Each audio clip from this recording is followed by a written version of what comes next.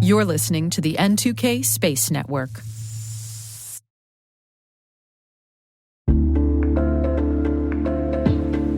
Strata is your solution for securing on-prem and cloud apps without the hassle of refactoring.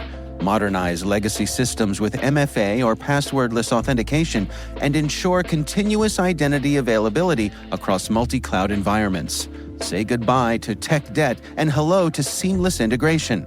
Strata helps you reduce stress and gain control over your identity architecture, enhancing security and efficiency.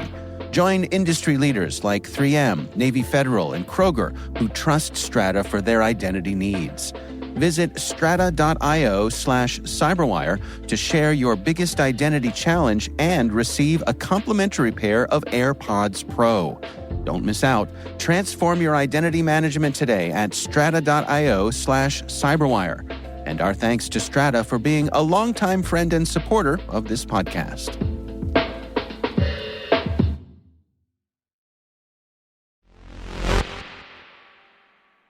While most of us in the space industry have a pretty good sense of how space impacts our jobs and everyday lives, are we doing enough to promote the future of space outside of our industry's bubble? How do we bring that awareness to the people who are educating tomorrow's workforce? These are some of the questions I'll be tackling today in my chat with Mark Wagner. But for now, let's get into the stories that are making the headlines, shall we? T-minus 20 seconds to LOS T-dress. Go for deploy. Roger roll. Today is September 4th, 2024. I'm Maria Varmazes, and this is T-minus.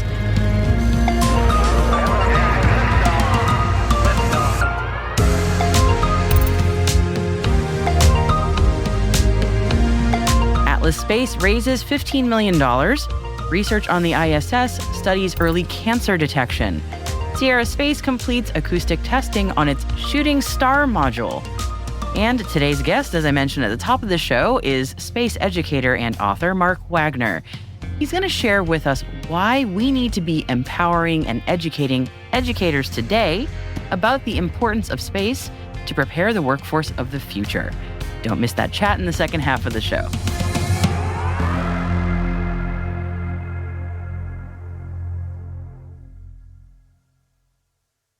It's Wednesday. Let's dive in. Atlas Space Operations has raised $15 million in its latest growth investment round. The ground station as a service and ground software as a service provider operates the largest U.S.-owned and operated global federated ground network. The Atlas network comprises over 50 antennae across more than 34 ground stations and provides for LEO, MEO, and GEO orbits. The $15 million investment, led by New Space Capital, will enable Atlas to meet industry demand and manage the rapid growth that it is experiencing. The University of Notre Dame is leading a series of experiments on board the International Space Station to revolutionize early cancer detection. The research demonstrates how bubbles formed in microgravity can significantly enhance biosensing technology by concentrating microscopic substances more effectively than on Earth. The just-completed third experiment launched to the ISS in early August on Northrop Grumman's 21st Commercial Resupply Services mission. It builds on the team's earlier ISS National Lab-sponsored research. This most recent investigation successfully introduced laser heating to refine bubble behavior, increasing the concentration of particles collected, which is, by the way, an essential step towards detecting early cancer biomarkers and other trace elements in blood. I did not know that. That's very cool. These advancements could dramatically improve the sensitivity of biosensors, opening the door to earlier and more accurate cancer detection. Wow. Sierra Space has successfully completed acoustic testing on its Shooting Star cargo module at NASA's Kennedy Space Center. The test was a first of its kind to be conducted inside the Space Systems Processing Facility and replicated the intense acoustic stresses that Shooting Star will need to withstand during a Vulcan Centaur rocket launch to the International Space Station. But there is no planned schedule just yet for its inaugural launch. Calmoris Inc. and Exosat have announced a partnership to advance space debris removal operations. The Partnership will enable both companies to offer comprehensive active debris removal solutions, addressing the growing challenge of orbital debris. The non-exclusive agreement allows for mutual service offerings, technology coordination, and client referrals based on orbital capabilities. Both firms will collaborate on grant opportunities and development efforts, aiming to conduct integrated missions by 2028. The Spaceflight Laboratory has been selected by NewView to produce a small satellite that will demonstrate the capabilities of the world's first commercial space-based LiDAR constellation. Florida-based NewView is building a constellation of satellites that will provide continuously updated 3D elevation data for the entire Earth's land surface using the company's onboard laser scanning LiDAR technology. Space-based LiDAR will capture 3D surface measurements more efficiently and cost-effectively than traditional airborne models, especially in remote areas, for applications related to environment, agriculture, infrastructure, forestry, cartography, and archaeology. The Mr. Spock mission, and yes, that is its name, and that's SPOC, no K. The Mr. Spock mission will serve as a technology demonstration for NewView's constellation. May it live long and prosper. It's rare that we go on for long in this show without mentioning a thruster issue with the spacecraft. It's not a thruster, it's a valve. Well, today it's a thruster, and today it's the turn of Bepi Colombo. The joint European-Japanese spacecraft, which launched in 2018, is set for a Mercury flyby late today, Wednesday, September 4th. But unfortunately, thruster issues mean the probe faces a delay before entering orbit around Mercury as planned. The vehicle is unfortunately no longer operating at full power due to a glitch that it experienced in April of this year. The Bepi Colombo spacecraft was due to reach Mercury in December 2025, but that arrival has now been pushed back by 11 months to November 2026. That is orbital mechanics for you. Eutelsat have announced that they're working to integrate OneWeb low Earth orbit connectivity services into SoftBank's offerings in Japan. The multi-year partnership will enable SoftBank to deliver communication services to customers, including corporations and government entities, notably providing momentum for SoftBank's satellite communication services. It will directly interconnect with SoftBank's closed network called SmartVPN for additional security communications. The scope will initially target the Japanese market, with potential to expand to Japanese customers in other territories. And congratulations to Clay Mowry, who has just been announced as the new CEO of AIAA. Clay is currently serving as president of the International Astronautical Federation, and he will join AIAA effective October 1st, succeeding Dan Dumbacher, who previously announced his retirement effective September 30th.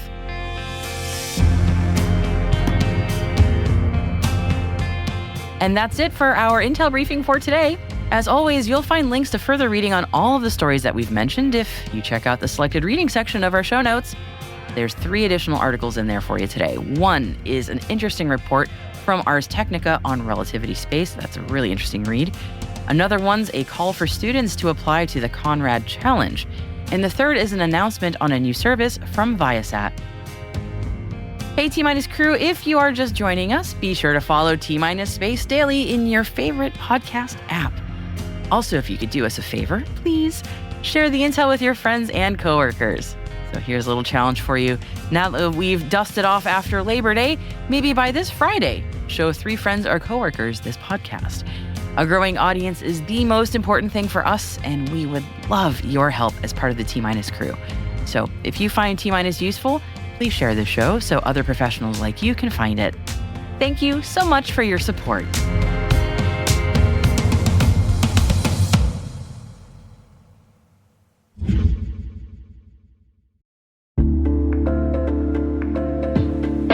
Hey everybody, Dave here. Have you ever wondered where your personal information is lurking online? Like many of you, I was concerned about my data being sold by data brokers. So I decided to try Delete Me. I have to say, Delete Me is a game changer. Within days of signing up, they started removing my personal information from hundreds of data brokers. I finally have peace of mind knowing my data privacy is protected. Delete Me's team does all the work for you with detailed reports, so you know exactly what's been done. Take control of your data and keep your private life private. by signing up for Delete Me. Now at a special discount for our listeners.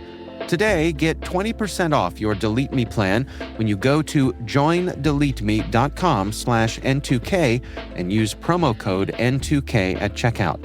The only way to get 20% off is to go to joindeleteme.com/N2K and enter code N2K at checkout. That's joindeleteme.com/N2K, code N2K.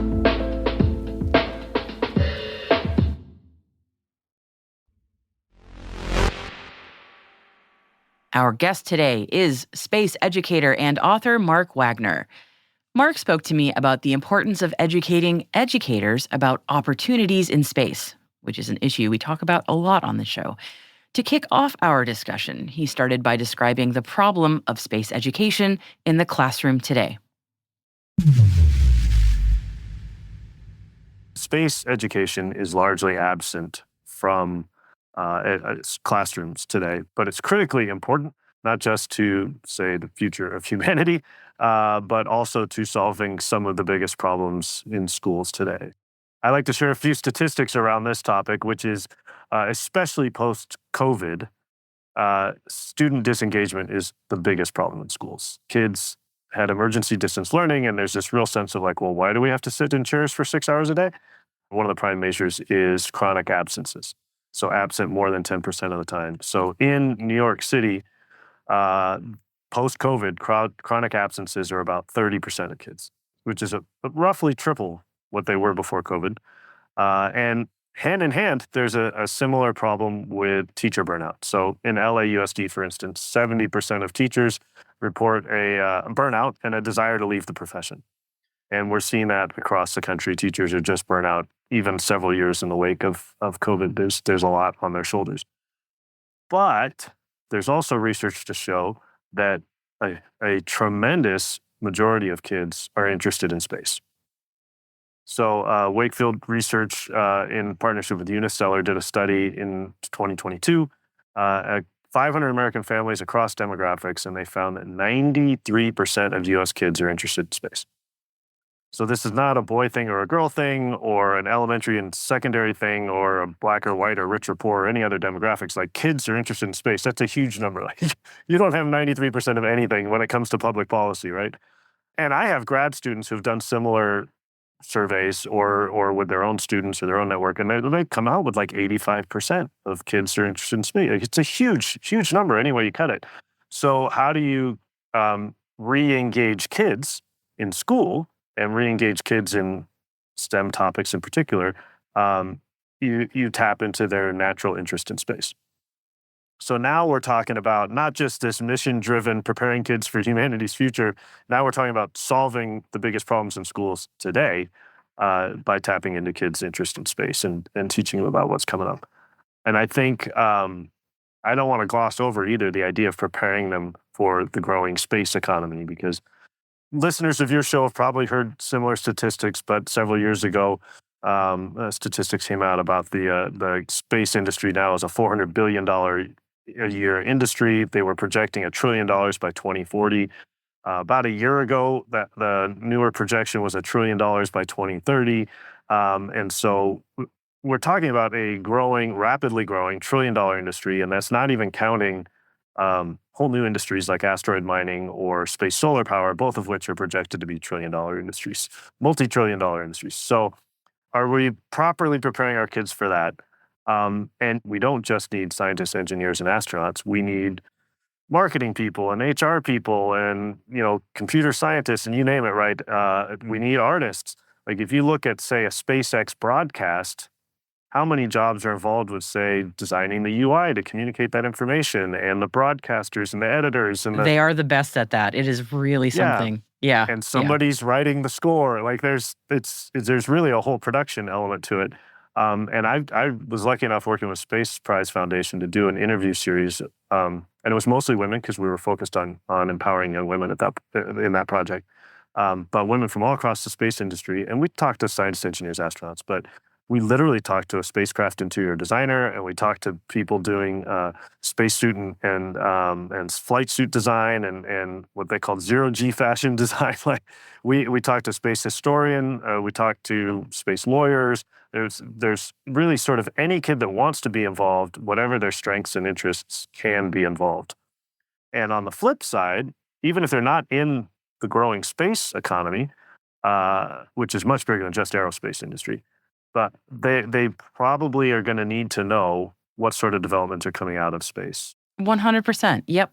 If you're working for a sneaker company, you better understand what lightweight materials are coming out of space. You better understand, hey, what if your shoe is talking to Starlink and knows where it is and is part of the Internet of Things and so on, and talking to GPS, like, how are you going to incorporate those developments into your field and your industry? And it's not unlike, I see a ton of parallels with where education technology was 15 or 20 years ago, where we literally had to convince teachers that teaching kids about the internet was a good idea. And now it's really clear. It doesn't matter if your kid's going to be a graphic designer or what they're going to, like, they better know how to use the internet in their field. And I think we're, over the next 10 to 15 years, we're going to see a similar change. I mean, we're already seeing it, but where space is affecting every industry.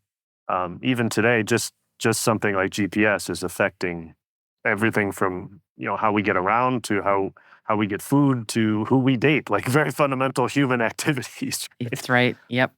Yeah. Yeah. I mean, it's amazing. It's that paradigm shift is incredible. And I know for me, as a space interested child, I was like, well, I don't want to be an astronaut. I'm too chicken for that. So I guess there's just no path for me. So it kind of ended there. And I wonder, especially as we educate our educators and help them understand, the future that is here, but also in development as space technology really does pervade everything. Is it an educational gap also with teachers who maybe just don't know all this stuff? Because certainly a lot of my peers don't. I just wonder, how do we reach out to them and let them know, like, these are options that are going to be your students will be dealing with in a good way, but it'll be there. Those are huge questions, and that's really where my education technology career was also. Is if you want to see change in schools, you really are going to have to inspire and empower educators and education leaders, right? And when you break that down, like, inspiring and empowering somebody is about raising their awareness around what's possible and getting them excited about it, and then leaving them with the sense that they can be a part of it and they can do it, right? And so that comes back to what I was saying before about raising teachers' confidence to talk about these things. First of all, we've got to raise their awareness that they're even happening, right? I would say, I don't have any sort of scientific evidence of this, but a huge percentage of teachers would probably not be able to tell you what a Falcon 9 rocket was or that it could land vertically. Yeah, right? I think a lot of people still are it's NASA. That's it. Yeah, and it begins and ends there. Yeah, yep. And even then, there's a significant portion of people that wouldn't be able to tell you that the space shuttle took off like a rocket and landed like an airplane or landed like a glider, right? Like, so just raising awareness of, like, what have we done and what are we doing and what's coming is a huge part of it.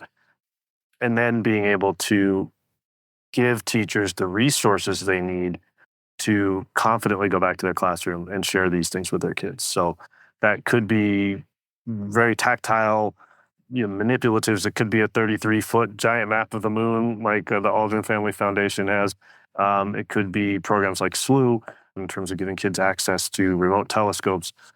There's tons of great initiatives, or it could be it could be standards-aligned lesson plans that they could use to teach the things that they're already held accountable for instance.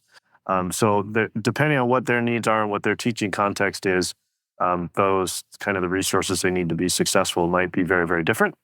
But I think the short answer to your question is, like, how do we get teachers to this point, and how do we sort of affect this change effect? It may be my bias in the lens I'm seeing things through, but ultimately that comes down to professional development. You can't adopt a program and expect it's going to be used without helping teachers understand how to use it. And this is a big ask where we're raising awareness around all these scientific missions that are in progress, and then how do they turn around and use it with their kids? What can they use? How do they use it? What are the best ways to engage kids and so on? That it's a significant professional development undertaking. But I will say it is similar to what we saw when we started bringing computers in the classroom or internet in the classroom or school districts going Google. Like there was a significant professional development hurdle, but it's largely overcome in the last decade or the years before COVID, even to the point where everybody was on a Chromebook and Google Classroom or whatever they had during COVID. Yeah. I'm reflecting on, I used to work in cybersecurity for quite a while. And my daughter last year came home with a how to stay safe on the internet handout. That was a great explainer. I was not prepared for her school to be giving her that. I was thinking I would have to, she's a little too young to be on the internet, but just general things. And the school had that. And I was really impressed that they were there already. I wasn't expecting that. So I'm just imagining maybe one day we'll be there with something space related. I don't know what specifically, but that would be great, wouldn't it? Well, if I were to look into my crystal ball, and I talk about this all the time right now, to anybody that will listen, I think that is the 10 to 15 years that are ahead of us is, you do get this sense working in schools that nothing ever changes and everything is cycling like the tides, but when you stop and look at it, there has been real progress when it comes to technology in schools and the internet in schools and things like that. And I think what I'm seeing right now is very, very like what I was seeing in schools in, say, 2013, where the most innovative schools are starting to be really interested in how to prepare their kids for the space industry. And they're starting to host events around it, and they're starting to share what they're doing. And I think over the next couple of years, we're going to see that spread significantly, and we're going to need kind of the ad hoc programs that are working for the go-getters right now are going to need to be scalable and something that you can get more and more teachers on board. But I do think in 10, 15 years, we're not going to have to be convincing people to teach kids about space. It's going to be a no-brainer. Like, hey, whatever industry you're going into, you better know what's going on.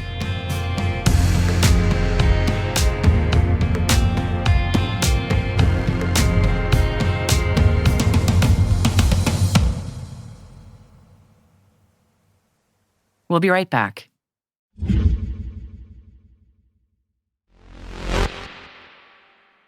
Welcome back. NASA's PREFIRE mission has captured and returned its first data. The Polar Radiant Energy in the Far Infrared Experiment, or PREFIRE, has revealed crucial insights into how Earth's polar regions are responding to climate change. The PREFIRE instrument, launched aboard a commercial satellite earlier this year, is focused on understanding the heat emissions from the polar regions, which play a critical role in regulating our planet's climate. This data is gathered through observations of far infrared radiation, which is a type of energy emitted by Earth that influences the temperature and energy balance of the atmosphere. Until now, scientists lacked detailed information on the far infrared emissions from the polar regions. PREFIRE aims to fill that gap by continuously collecting data on far infrared radiation, which is responsible for nearly 60% of Earth's total emissions. The mission's findings will help improve climate models by offering a more precise understanding of how polar heat is absorbed, stored, and released. This is especially important as the polar regions are warming faster than other parts of the planet. By providing a clearer picture of these processes, PREFIRE helps scientists predict how rising temperatures may affect sea ice, snow cover, and permafrost, all of which are critical components of the Earth's climate system. The mission's data will also assist in refining predictions about future climate scenarios, particularly concerning the Arctic and Antarctic regions. It can help policymakers and scientists make more informed decisions to address climate change's impact on polar ecosystems, weather patterns, and global sea levels. By offering new insights into the energy budget of the polar regions, PREFIRE provides an essential tool for understanding and mitigating the effects of climate change. We here at T-Minus will continue to keep an eye on the data coming out from PREFIRE's mission in the years to come.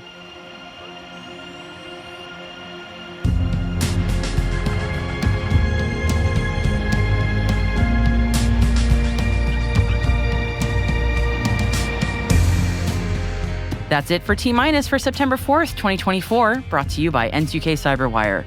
For additional resources from today's report, check out our show notes at space.n2k.com.